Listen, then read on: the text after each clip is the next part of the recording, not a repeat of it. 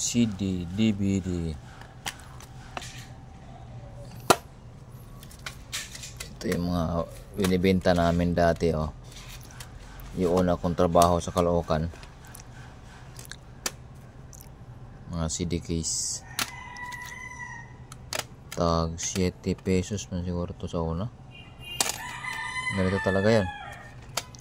Ito mismo, ganito. Saka ito, spindle tawag dito. CD spindle. CD storage. Ipasok mo yung CD dyan. Patong-patong. Tapos takloban. Karon apatay CD dire. Ito siyang ibalhin dire sa CD pouch.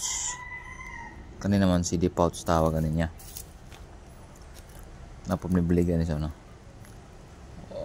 Mura o 150 ba siguro to sa una, 150. Kani po kani nga case na puminani sa una baligya.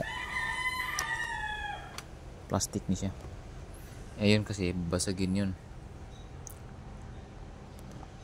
Yun yung babasagin siya. Ito hindi, ayun o.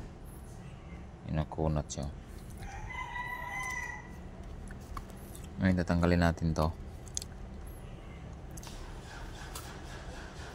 Ilipat natin dito sa CD pouch.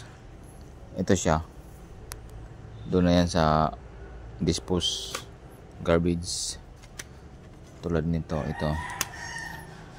Ay, gas-gas naman. Mukhang alanganin to. May gas-gas.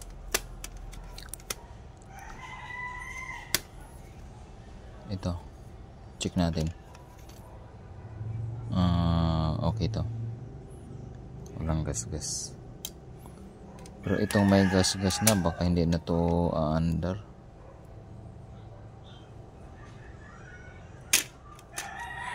Sa bagay. Tingnan natin. Kasi pag may gas-gas na, ano na yan eh. Lisod na yan siya under. Huwag na lang yan. Yun na lang mga limpyo.